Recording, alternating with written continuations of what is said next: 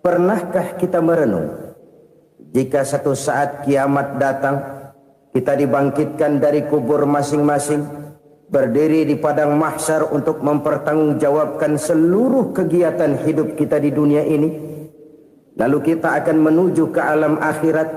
Sudahkah kita mempunyai simpanan untuk akhirat kita? Pada pertemuan kali ini saya ingin menyampaikan sebuah hadis di mana Rasulullah sallallahu alaihi wasallam bersabda, "Arba'un min kanzil jannah." Simpanan sorga ada 4 macam. Yang pertama, ikhfa'us sadaqah, menyembunyikan sedekah.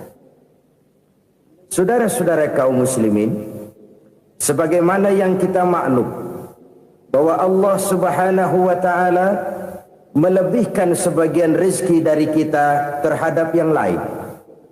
Ada yang kaya, ada yang setengah kaya, ada yang miskin, ada yang setengah miskin, dan selanjutnya. Ada yang gajinya kecil tapi penghasilannya gede. Ada yang penghasilannya gede tapi nggak punya gaji. Ada juga yang memang gajinya gede dan penghasilannya gede. Kelebihan rezeki merupakan sunnatullah dan tidak harus membuat kita merasa lebih dari yang lain. Bahkan sebaliknya, kelebihan itu harus membuat kita ringan tangan untuk menolong mereka yang memang memerlukan pertolongan. Kalau saudara diberikan ilmu, maka pertanyaan akhirat cuma satu: ilmumu kau amalkan untuk apa? Kalau saudara diberikan umur yang panjang, pengadilan akhirat juga bertanya satu: umurmu kau habiskan di mana?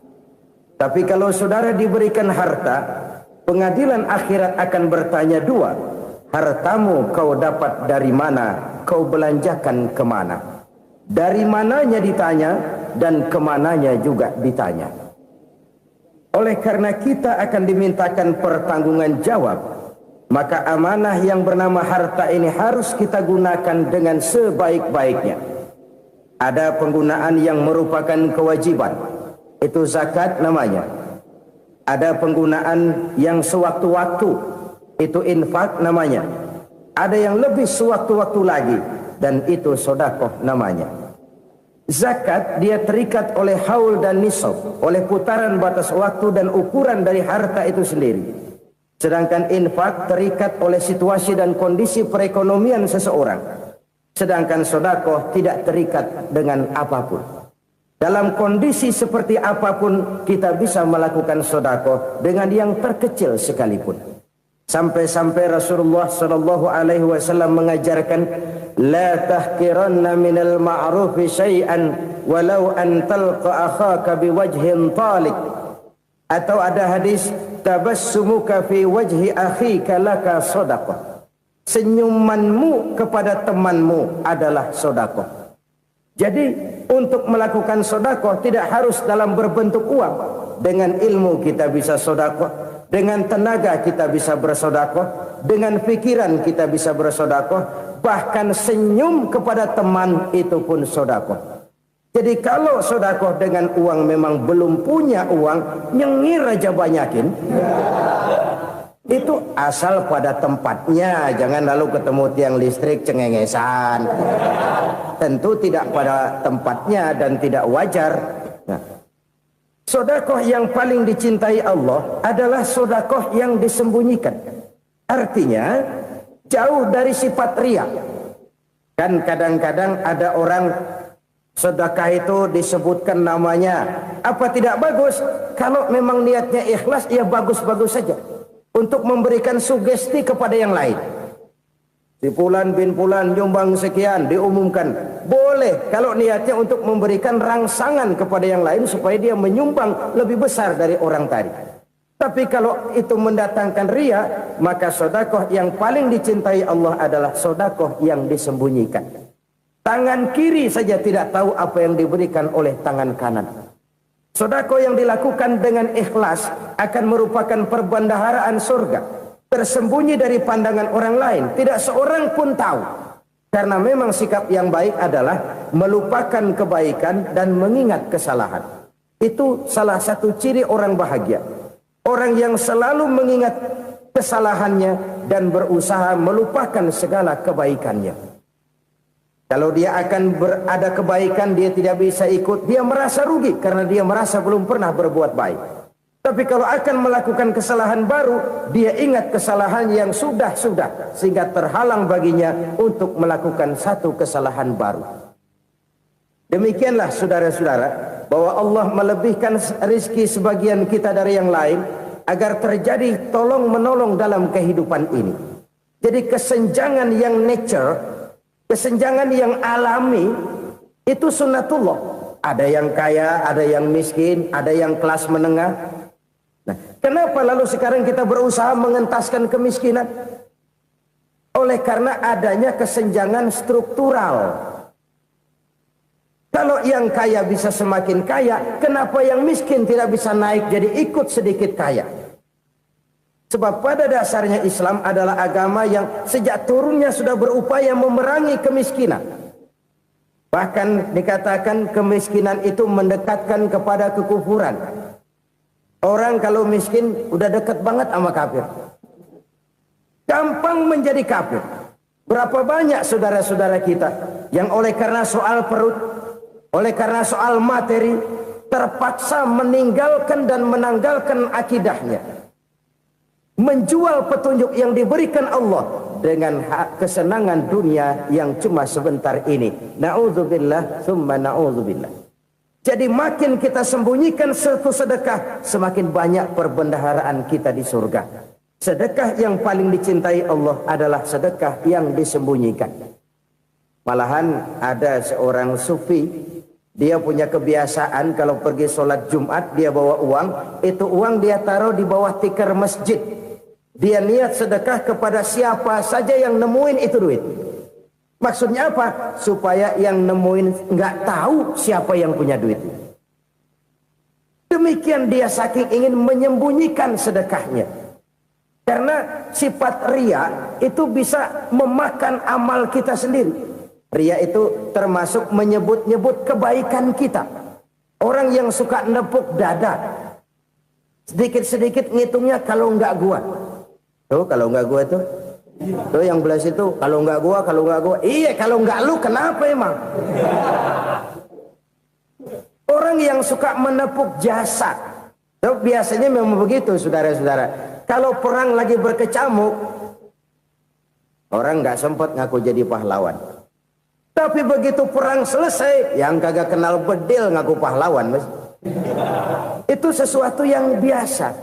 Oleh karenanya, orang-orang yang ikhlas dalam bersodako, disembunyikannya sodako itu, Allah cinta betul. Malahan ada hadis memberikan jaminan, inna sodakotal mar'il muslimi tazidu fil umri wa tadfa'u mitata su'i. Sesungguhnya sedekahnya seorang mukmin tazidu fil umri, bisa menambah umur panjang. Wa tadfa'u mitata su'i, dan menyelamatkan manusia dari mati secara su'ul khatimah. Jadi siapa yang kepengen panjang umur, banyaklah sedekah. Yang bosan hidup, pelit terus. Sedekah menambah panjang umur dan menyelamatkan manusia dari mati secara su'ul khatimah. Pak, katanya umur itu nggak bisa ditambah, nggak bisa dikurangin. Kapan? Kalau ajal sudah datang. Fa idza jaa ajaluhum la yastakhiruna sa'atan wa la yastaqdimun. Kalau ajal datang tidak bisa dimajukan, tidak bisa dimundurkan. Itu kalau ajal sudah datang. Tidak bisa lagi umur ditambah dikurangi, sudah datang. Tapi kalau belum datang, itu kan haknya Allah. Mau ditambah, mau dikurangi, hak prerogatif Allah. Sebagai pencipta manusia, Allah maha kuasa dan maha mampu. Sedekah ini menambah panjang umur dan menyelamatkan manusia dari mati secara su'ul khatimah. Itu orang mati kan sama ya, kondisinya mati, nggak nafas. Tapi hakikat mati kan lain-lain. Ada yang mati itu husnul khatimah, baik akhirnya. Misalnya lagi ngaji, mati. Lagi sholat, mati. lagi sedekah mati. Ini yang dinamakan dengan husnul khotimah, baik di akhirnya. Sebaliknya ada yang su'ul khotimah, jelek di akhirnya. Ini yang jadi catatan akhir. Lagi nyekek botol, mampus. Lagi banting kartu, modar.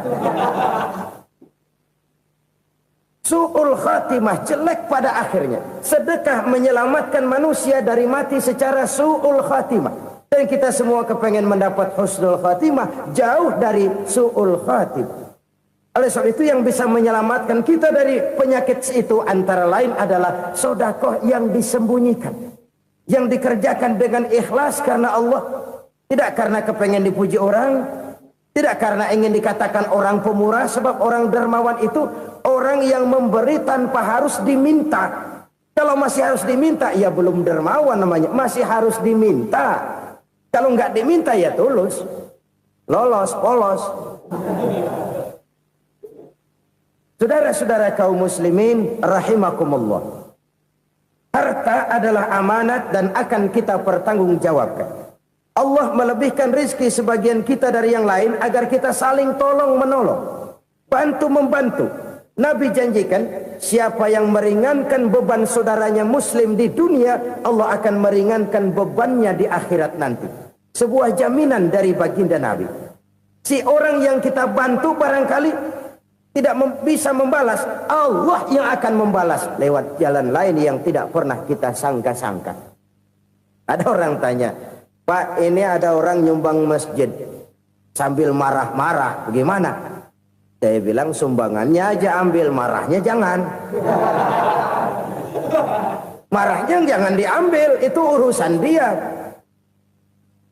Saudara-saudara kaum muslimin rahimakumullah, umat Islam ini kan umat yang punya potensi besar. Kadang kita merenung, kenapa kadang-kadang pembangunan masjid kok lambat sekali? Kalau hotel hari ini peletakan pertama, bulan depan peresmian. Supermarket hari ini peletakan batu pertama, minggu depan peresmian. Tapi kalau sudah yang namanya masjid, kadang-kadang peletakan batu pertama sekaligus jadi batu terakhir. 3 tahun, 4 tahun, campur nebar jalak di jalanan, duit dijaring kayak ikan sepat. Apa tidak ada orang Islam yang kaya? Banyak. Apa tidak ada pengusaha muslim yang jadi konglomerat? Ada. Lalu yang belum banyak itu yang komit terhadap nilai-nilai agamanya. Akhirnya kita jatuh jadi umat yang lemah. Belum ada pengusaha konglomerat muslim buka pabrik super mie cap beduk misalnya umpamanya atau pabrik kecap cap sorban supaya identitas keislamannya sedikit kelihatan. Kita jatuh jadi umat yang lemah karena potensi tidak terinventarisir dengan baik. Kita ini ibarat kompor yang cuma matengin nasi orang lain. Potensi kita dimanfaatkan oleh orang lain. Ukhuwah Islamiyah kita baru terbatas kepada silaturahmi. Ukhuwah di bidang ekonomi kita lemah, ukhuwah di bidang kebudayaan kita lemah, apalagi ukhuwah di bidang politik kita lebih rapuh lagi. Padahal ukhuwah itu adalah totalitas kehidupan manusia, menyangkut ipolek sosbud, memerlukan nilai-nilai ukhuwah. Jadi oleh karena itu mari kita menyadari di dalam harta kita, walaupun kita yang cari, pergi pagi, pulang sore, peras keringat, banting tulang, di sana ada harta anak yatim.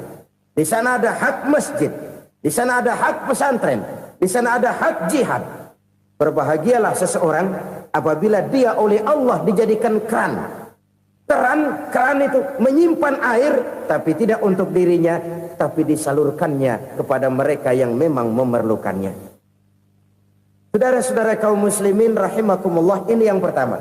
Jadi perbendaharaan surga adalah menyembunyikan sedekah. Orang lain nggak tahu, kita pun nggak pernah ngitung-ngitung. Kita anggap lewat begitu saja, padahal itu deposit akhirat.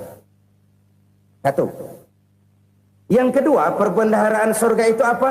Wa kitmanul musibah, menyembunyikan kesulitan. Kadang orang takut menghadapi kesulitan. Tapi makin kita merenung, hidup ini kan sebenarnya urusan. Takut sama urusan ya jangan hidup. Tandanya orang hidup itu kalau punya urusan. Urusan melupakan problem. Problem sering menimbulkan kesulitan. Kesulitan bukan untuk ditakuti, tapi untuk diatasi dan dicarikan jalan keluarnya. Siapa sih orangnya yang nggak pernah sulit-sulit? Makin tinggi status sosialnya, makin gede urusannya. Makin tinggi kualitas imannya, makin berat tingkat kesulitannya. Cuma memang yang namanya enak itu seperti pelangi. Biang lala itu nggak pernah di atas kepala kita, di atas kepala orang melulu. Lo sih enak lo, kata kita. Dia juga bilang yang enak kan lo. Pelangi itu nggak pernah di atas kepala kita. Kata tukang beca, aduh enak ya naik Mercy. Kata tukang beca, apa yang di dalam mobil Mercy? Aduh enak bener tukang beca, di jok ngeringkuk ngorok pules bener. Saya kamar pakai AC sejuk, tempat tidur sutra empuk, alga spring bed, gula kulik nggak bisa pules kalau belum minum Valium, belum tidur. Enak bener tukang beca, di jok ngorok nggak tahu wetan kulon. Si tukang beca bilang yang di Mercy enak, yang di Mercy bilang tukang beca enak. Inilah enak. Nggak pernah di atas kepala kita, di atas kepala orang lain melulu enak itu. Nah, saudara-saudara, yang merupakan perbendaharaan surga itu orang yang bisa menyembunyikan kesulitan, baik pribadi ataupun rumah tangga. Nih terutama rumah tangga yang jadi soalnya. Kadang-kadang kita ini kalau senang, sebaliknya kalau senang kita diam, kalem aja, cuek. Banyak banget duit kita bawaan, diam aja udah. Malah ketemu orang takut. Tapi begitu susah, sekampung tahu. Padahal Nabi mengajarkan perbendaharaan surga itu menyembunyikan musibah, menyembunyikan kesulitan. Kalau enak, cerita sama orang-orang. Kalau nggak enak, rasain sendiri, tekan sendiri, atasin sendiri. Kita kan sebaliknya. Senang kita diam, asal lagi susah, paling tidak kita nyari teman buat cerita kesusahan. Siapa orangnya yang nggak pernah susah? Cuma soalnya bagaimana kita mengatasi kesusahan itu sendiri.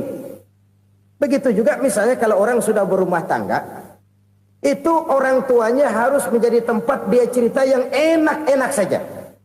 Yang nggak enak rasain berdua, selesaikan berdua, atasin berdua. Jangan dibalik.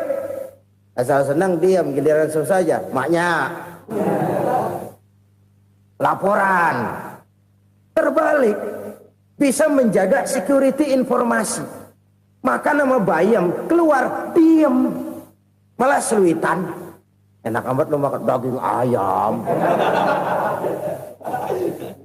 Security informasi. Saudara-saudara kaum muslimin rahimakumullah. Ujian yang terberat itu yang pernah diberikan kepada para nabi, para rasul, para aulia, para ulama. Makin tinggi keimanan, makin berat bentuk kesulitan. Ayo saya kemukakan satu contoh saja. Ada seorang nabi yang kaya, nabi kaya, namanya Nabi Ayub. Iblis kalau orang begini kan keki. Ibadahnya rajin, kaya. Nih yang kayak begini susah digodain. Kalau ibadahnya rajin, miskin, kali bisa disogok. Sini imannya mantap, ibadahnya rajin, kaya, nabi lagi. Oh, tapi namanya iblis nggak kurang akal. Laporan, Tuhan, kenapa Les? Ya ini bahasa saya, bahasa Qurannya sih nggak gitu. Itu hambamu yang namanya Ayub, dia rajin ibadah cuma karena dikasih kaya aja. Coba kasih miskin dia, berhenti dia sembahyang. Ah, kamu bisa aja. Saya tahu Ayub itu hambaku yang ikhlas. Saya buktiin Tuhan, silahkan. Dibuktiin lah, iblis turun ke alamin. Yang mula-mula dia lakukan, dia rusak sawah ladang Nabi Ayub. Dia binasakan binatang ternak Nabi Ayub. Sehingga dalam waktu singkat, jatuhlah Nabi Ayub dari orang paling kaya jadi orang paling miskin. Beliau masih ibadah di mihrab dalam masjid. Datang iblis. Saudara Ayub, ya. Lagi ngapain? Ibadah. Nyembah Allah, nyembah Allah. Oh, percuma. Kenapa? Tuhan yang ente sembah nih, dia udah bikin miskin ente. Sawah ladang ente hancur lebur, binatang ternak binasa. Sekarang ente jadi orang paling miskin. Ngapain nyembah Tuhan kayak begitu? Tekor. Udah berhenti dah ibadah, berhenti ibadah. Ini iblis sama Tuhan laporannya lain, yang dikerjakan kepada Nabi Ayub juga lain. Benar begitu iblis kata Nabi Ayub? Iya, sawah ladang saya habis, buras. Binatang ternak saya binasa, binasa. Saya miskin, bangpak. Apa jawab Nabi Ayub? Bukan innalillahi, ya ini hebat. Alhamdulillahillazi a'tani wa akhza minni. Segala puji bagi Allah yang telah memberikan harta kepada saya dan sekarang mengambilnya lagi. Alhamdulillah. Allah yang ngasih, Allah yang ambil. Itu mah urusan Allah. Iblis cuman ibadah jalan terus, sujud lagi Nabi Ayub. Iblis seleher gondok banget. Dasar Nabi nggak mempan dia apa-apain. Miskin malah alhamdulillah. Allah yang ngasih, Allah yang ngambil. Jadi kalau kita tidak komit, kita tidak terikat kepada kaya, miskin, senang, susah, apa yang bisa bikin kita susah? Jadikan kekayaan, kemiskinan, jadikan senang, susah sebagai anak buah yang bisa kita atur. Jangan kekayaan ngatur kita, jangan kemiskinan ngatur kita. Kita yang harus mengatur mereka.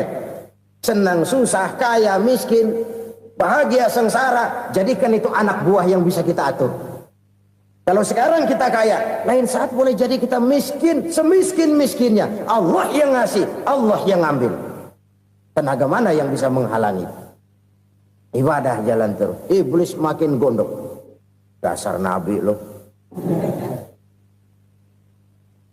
Akhirnya apa? Nabi Ayub dikerjain, diberikan penyakit. Demikian fatal penyakitnya. Bayangin, udah miskin sakit. Masya Allah. Miskin sakit. Sakitnya nggak lama, kira-kira 16 tahun. Istrinya 3, 2 mental minta ceraiin. Ngerawatin laki bengek begini.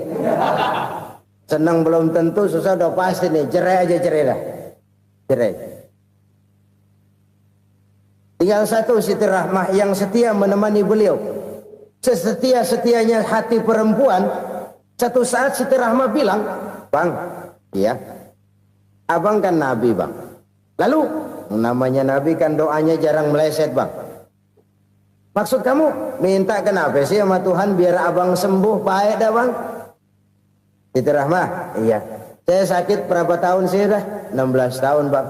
Sebelum ini saya sehat berapa tahun? Ya kira-kira 60 tahun bang. Nah coba ente banding-bandingin Rahmah.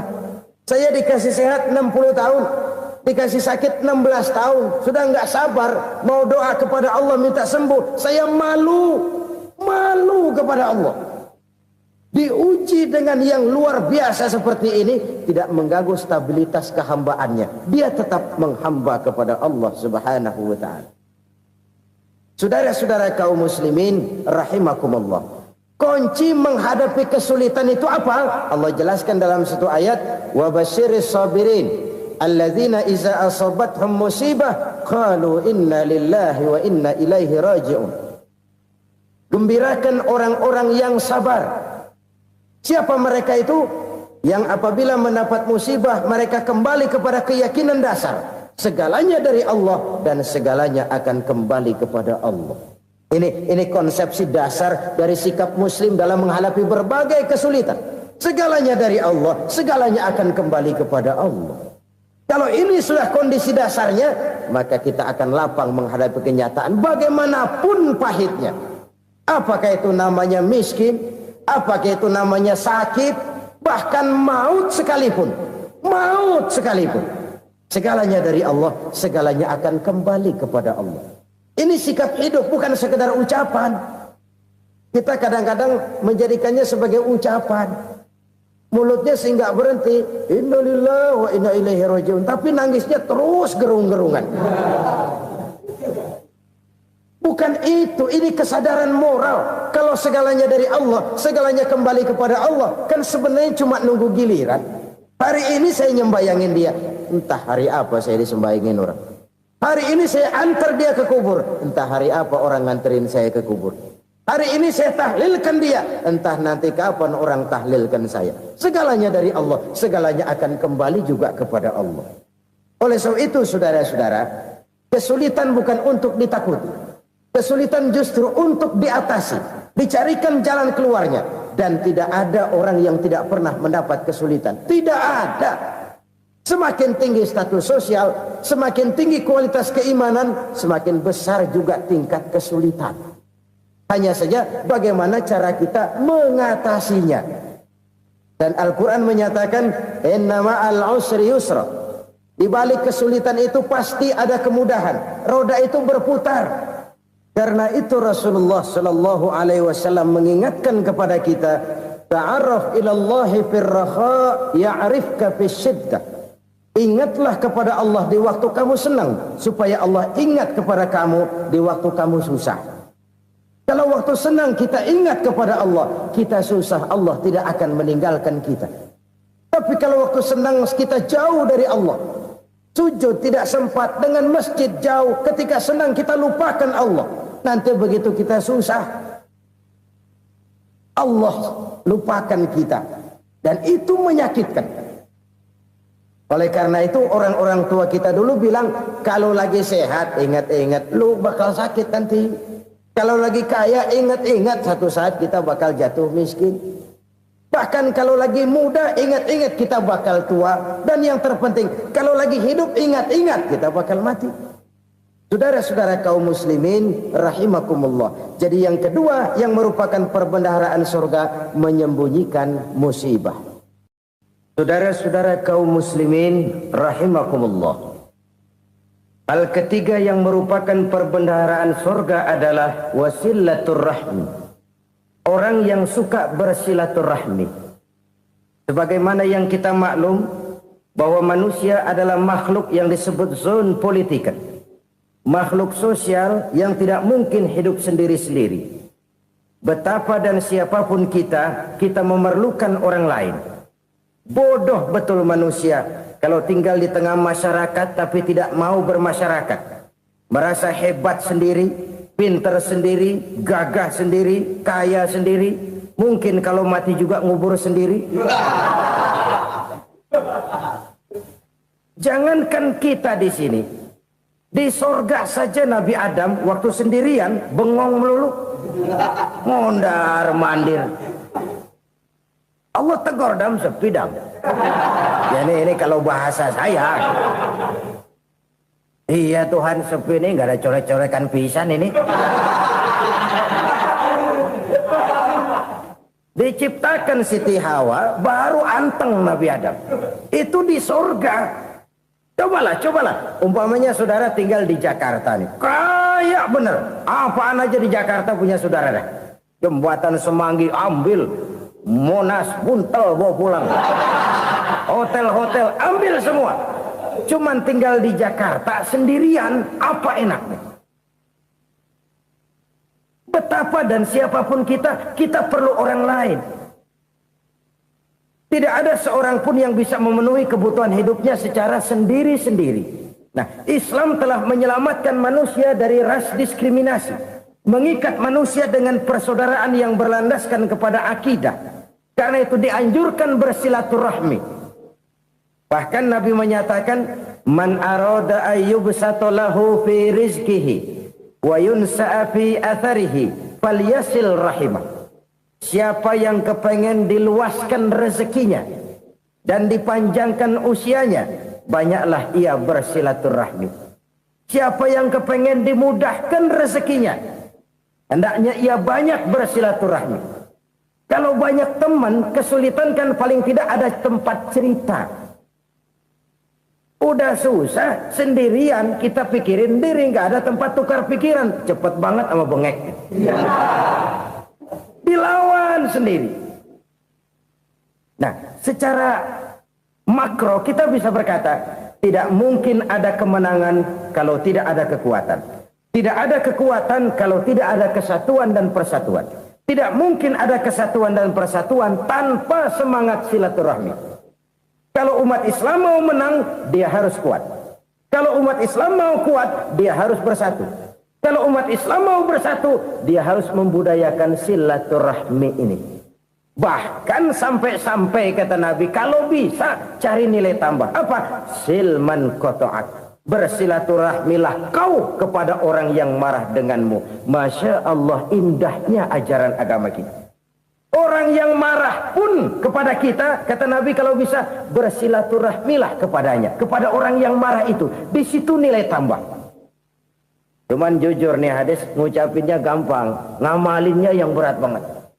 Orang marah sama kita, kita disuruh silaturahmi. Ada apa malu?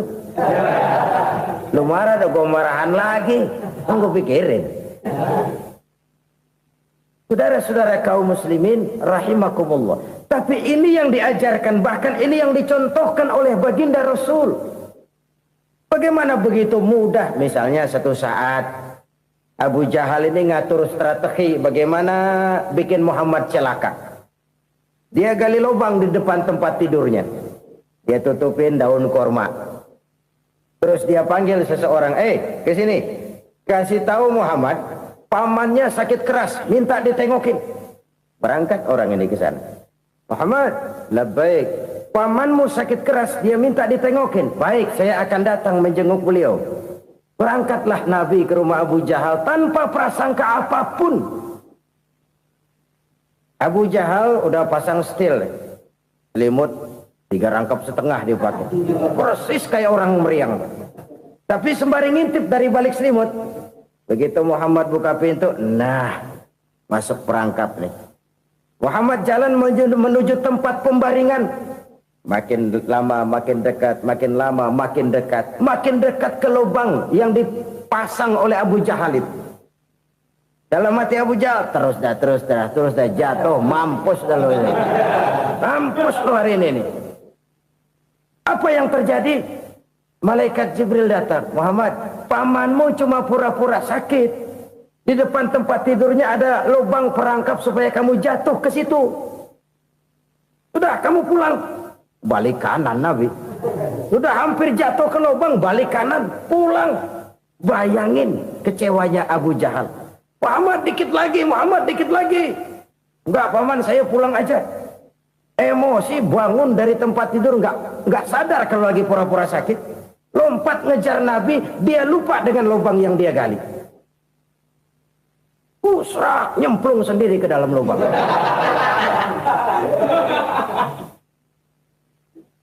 Nabi terus berlalu. Ini terjadi keanehan. Jatuh ke lubang yang dia gali itu sebenarnya nggak terlalu dalam ya, antara 3-4 meteran lah. Tolong, saya jatuh ke lubang ini. Datanglah pelayan-pelayannya itu. Angkat saya dari sini. Oh, yang ngulurin tambang. Satu gulung, belum juga nyampe itu tambang. Kurang, beli lagi ke warung. Sambung, ulur lagi, nggak juga bisa sampai. Wah, ini kerjaan Muhammad ini. Tolong, siapa salah seorang kamu ke rumah Muhammad, kasih tahu encangnya kecebur. Minta ditolongin. Sampaikan kepada Rasul. Kenapa? Pamanmu jatuh ke lubang, Muhammad minta tolong diangkatin. Tambang udah nyambung-nyambung nggak nyampe juga. Ya, nanti saya datang, saya tolong. Coba. Nyata-nyata orang berniat jahat mau mencelakakan dia. Datang dia menolong. Ini yang disebut air tuba dibalas air susu ya ini. Bukan sebaliknya. Air tuba dibalas air susu. Paman, kecebur ya? Iya Muhammad, tolong ini. Pegang tangan saya. Nabi ulurkan tangannya, nyampe. Dipegang oleh Abu Jahal, diangkat ke atas. Sampai atas, apa kata Abu Jahal? Sihirmu memang hebat Muhammad. Udah ditolongin dikata sihir. Yang enak kita kemplang kan itu orang begitu. Urusan apa? Tapi inilah akhlak. Kalau bisa kamu bersilaturahmilah dengan orang yang marah kepadamu sekalipun. Orang marah kita tetap baik. So, kalau kita berbuat baik sama orang yang memang baik, rasanya sih biasa-biasa aja. Orang baik kita baik lagi, ya draw aja, belum ada nilai tambah di situ. Baru ada nilai tambah kalau kita bisa berbuat baik kepada orang yang nyakitin kita. Itu namanya kita setingkat di atas dia. Dia sakitin kita, kita berbuat baik sama dia. Dia pelit sama kita baik sama dia. Dia marahin kita deketin dia. Di situ kita punya nilai tambah. Jadi siapa yang ingin diluaskan rezekinya, kata Nabi, dan dipanjangkan umurnya, hendaklah ia banyak-banyak bersilaturahmi. Sederhana sebenarnya silaturahmi, tapi silaturahmi membangkitkan semangat kesatuan dan persatuan. Kesatuan dan persatuan melahirkan kekuatan. Dalam matematika 1 ditambah 1 pasti 2. Tapi di tengah masyarakat, 1 orang takut ditambah 1 orang takut, hasilnya jadi 2 orang setengah berani. Kenapa setengah berani? Karena udah berdua. Tadi pan takut sendirian. Kalau dia kumpul turu-turu takut lah jadi berani. Kita yang lemah, kita yang tidak berdaya, kita yang miskin, kalau mau kompak bersatu, apa yang nggak bisa kita kerjain? Apalagi tinggal di kota besar, pilihan cuma 2. Bertahan atau minggir. Bertahan atau minggir. Untuk bisa bertahan harus mampu bersaing. Untuk mampu bersaing harus punya keahlian. Keahlian harus ditunjang dengan pendidikan, ditambah oleh kekompakan sebagai umat. Udah miskin mencar mulu, orang injek kita. Orang nggak pandang urusan apa yang malu. Oleh karena itu, silaturahmi pada hakikatnya merupakan roh dari ukhuwah yang diajarkan oleh agama kita. Bagaimana Islam menyelamatkan masyarakat manusia dari ras diskriminasi, mengikat manusia, dan tidak ada persaudaraan yang lebih indah selain persaudaraan yang diikat dengan nilai-nilai akidah. Sepanjang orang di jalan Allah, itulah saudara kita. Keluar dia dari jalan Allah, selesailah persaudaraan sampai di situ. Karena itu, kalau ingin menyimpan sesuatu di surga, banyaklah bersilaturahmi.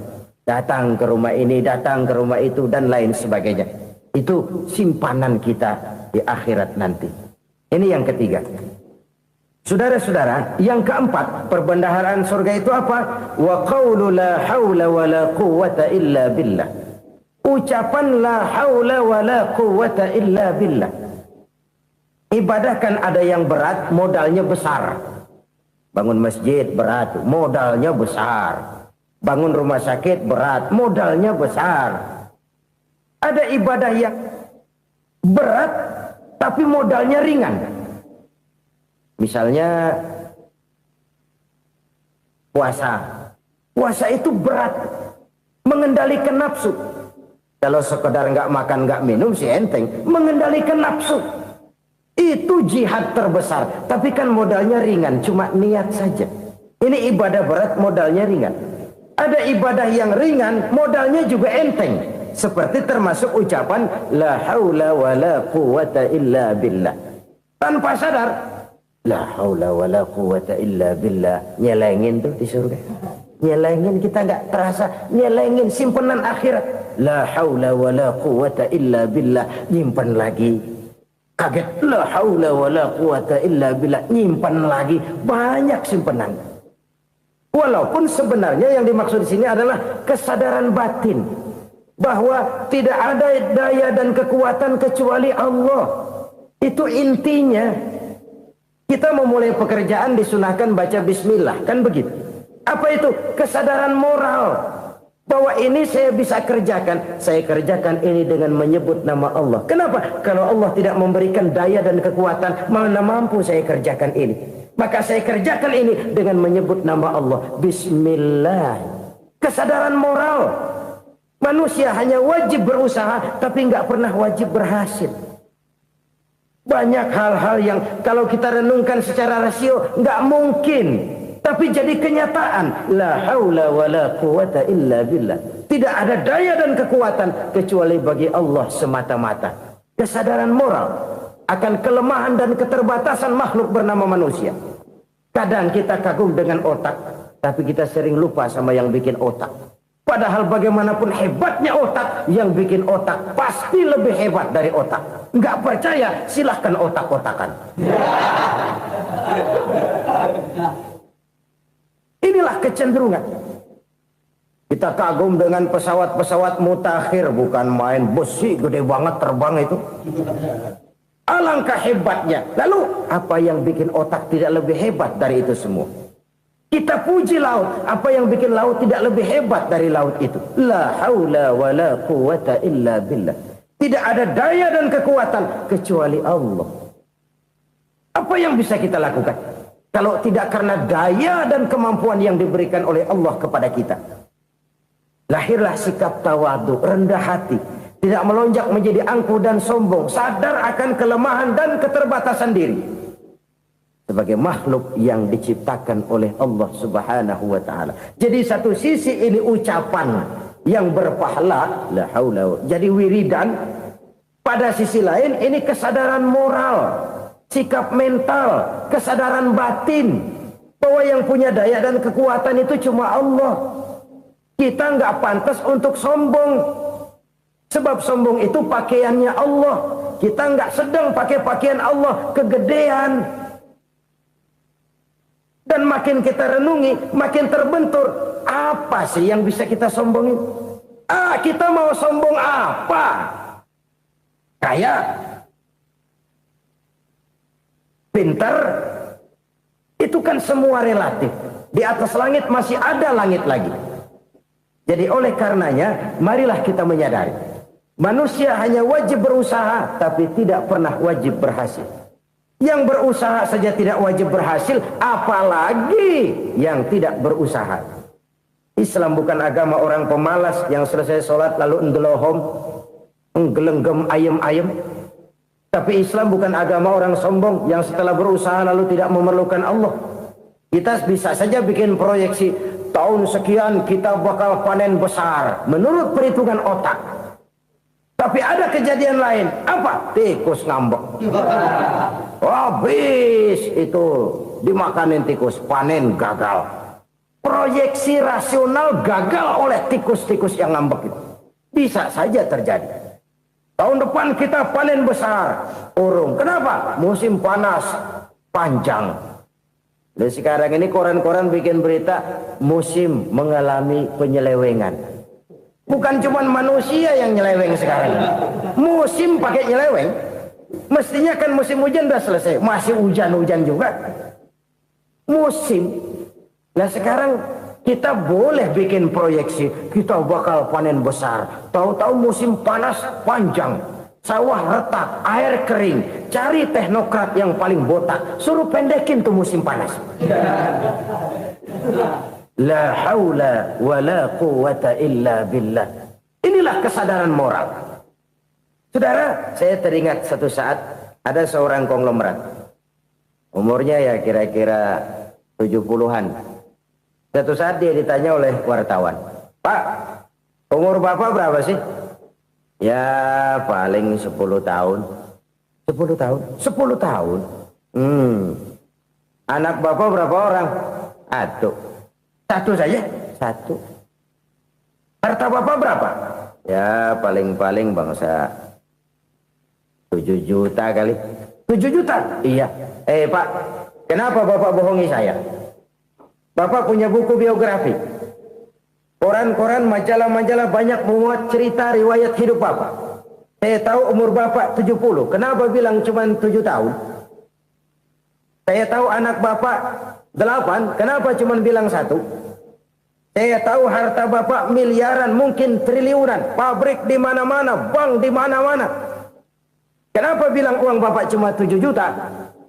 Nah, kata si konglomerat tadi, kamu benar nak, kamu benar. Umur saya kalau jumlahnya memang 70 nak. Cuman ingat-ingat saya, baru 7 tahun terakhir ini saya sujud. Baru 7 tahun terakhir ini saya berusaha dekat dengan Allah. Saya laksanakan perintahnya, saya jauhi larangannya. 7 tahun inilah rasanya yang ada nilainya di hadapan Allah. Yang 63 tahun matong, kelabu, kelem umur gue.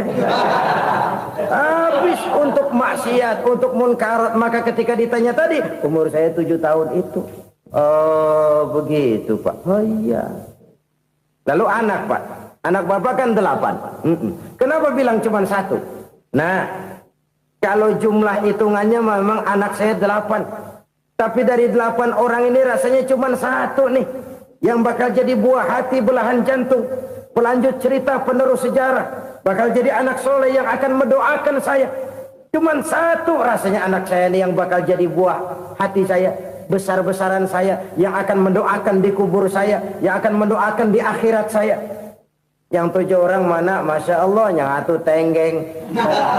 Yang 1 nyekek botol mulu. Yang 1 nggak karu-karuan.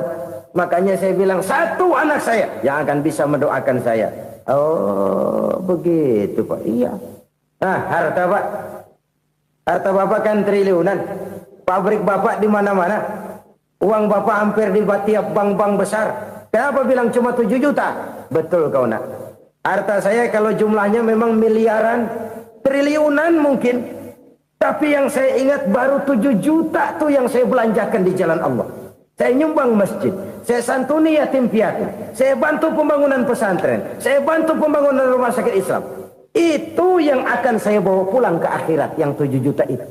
Yang triliunan itu nanti akan diperebutkan oleh anak-anak saya sebagai waris saya.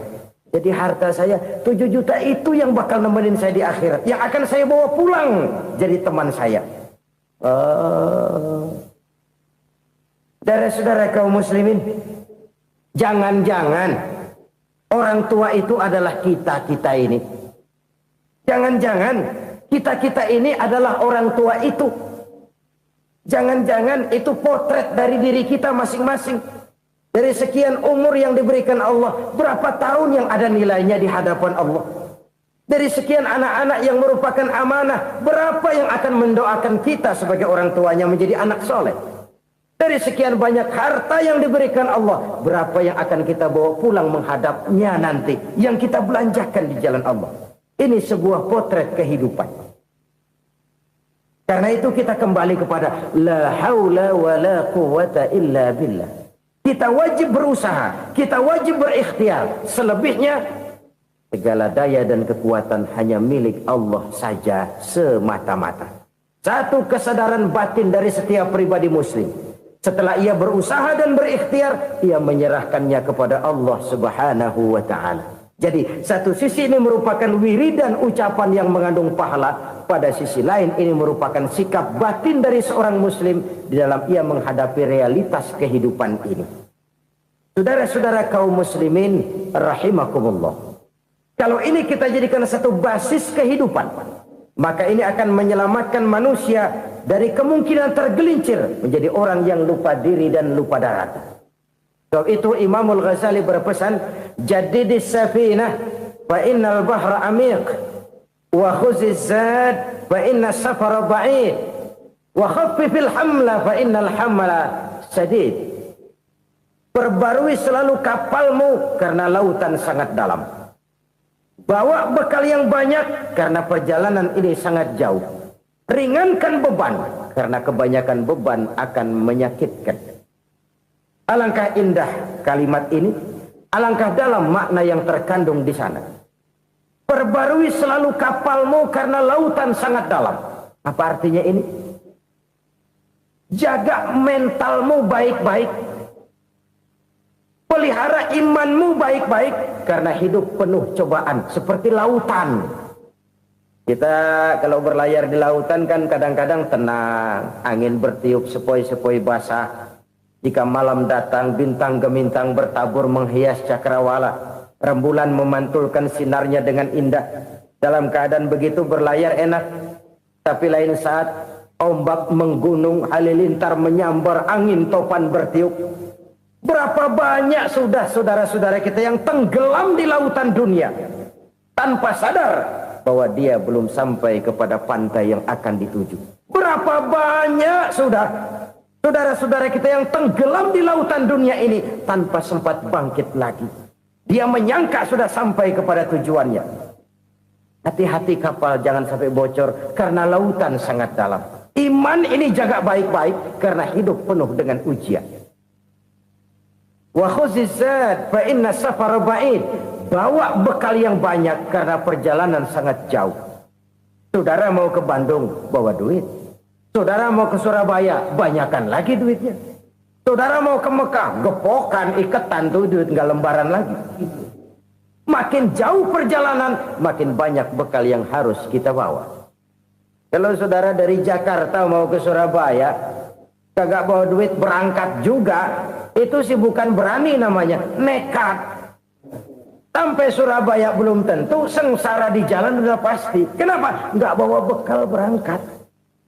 Sama juga kita nih, misalnya belum sempat sembahyang, mati. Waduh, berani banget orang. Belum punya bekal, mati. Sengsara di jalan. Atau bekal tidak cukup. Dari Jakarta saudara mau ke Surabaya, bawa duit 500 perak. Paling jauh Cikampek nyampenya itu. Paling jauh itu. Antara jauhnya perjalanan dengan bekal yang saudara bawa tidak seimbang. Hidup ini perjalanan panjang. A walking tour. Dimulai dari alam arwah. Sebelum jasad diciptakan, roh diciptakan lebih dulu. Dari situ pindah ke alam rahim. Dari alam rahim pindah ke alam dunia.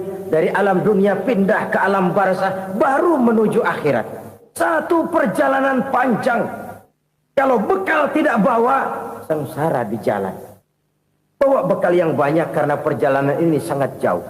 Wa khaffifil hamla, ringankan beban karena beban itu cuma akan menyulitkan. Kalau bekal itu sih keperluan, tapi beban nggak kita perluin, cuma ngeberat-beratin. Apa ini beban? Dosa. Kecurangan, kebatilan, kezoliman, ketidakadilan, kesewenang-wenangan. Itu akan jadi beban kita di akhirat. Alangkah celakanya, perjalanan panjang, bekal tidak bawa, beban kelewat banyak. Alamat sengsara di jalan. Pahala tidak ada, dosa berlipat ganda. Na'udzubillah, summa na'udzubillah. Kalau kita rangkum nasihat Al-Ghazali dengan kisah si konglomerat tadi, kita akan mengambil kesimpulan.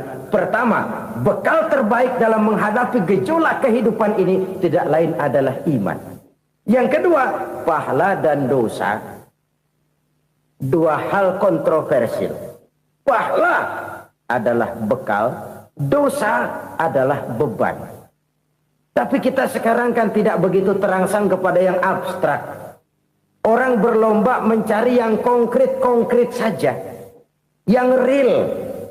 Kalau memang dosa, benjol dong. Kira-kira begitu. Kira-kira begitu. Persis orang Yahudi dulu.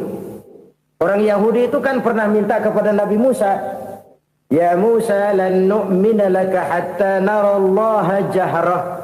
Musa, kami nggak bakal mau beriman kepada Allah kalau belum kami lihat Allah ada nongkrong di depan kami. Kalau memang Tuhan ada, taruh dong di depan kami. Mau yang konkret-konkret saja. Kalau memang dosa, benjol dong. Kalau memang pahala, berasa dong. Orang terangsang kepada yang real, yang konkret-konkret saja.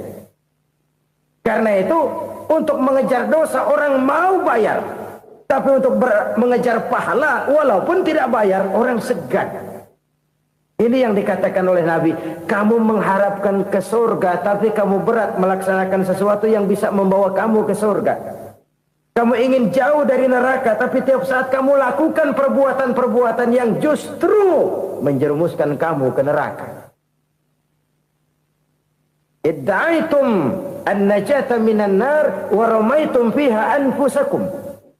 Kamu ingin selamat dari neraka, tapi kamu lemparkan diri kamu ke neraka. Kamu ingin masuk surga, tapi berat sekali kamu melakukan perbuatan-perbuatan yang bisa menyampaikan kamu di surga.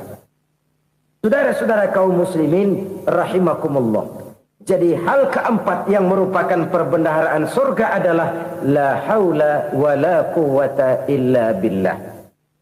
Satu sisi ini merupakan ucapan yang memperberat timbangan akhirat. Pada sisi lain ini merupakan sikap hidup seorang muslim. Kesadaran batin yang sangat dalam bahwa tidak ada daya dan kekuatan kecuali Allah. Dan itu kita simbolkan pada saat memulai pekerjaan dengan Bismillah. Dengan menyebut nama Allah. Satu kesadaran moral. Saya hanya bisa melakukan ini karena diberikan daya dan kekuatan oleh Allah. Lahirlah sikap tawadu, rendah hati, tidak melonjak menjadi angkuh dan sombong. Saudara-saudara, sampai sini dulu jumpa kita kali ini. Semoga 4 perbendaharaan surga ini dapat kita lakukan, yang kelak akan merupakan bekal kita di kemudian hari nanti. Amin ya rabbal alamin. Terima kasih atas segala perhatian, mohon maaf atas segala kekurangan. Usikum wa iyaya bitaqwallah. Wassalamu alaikum warahmatullahi wabarakatuh. Waalaikumsalam.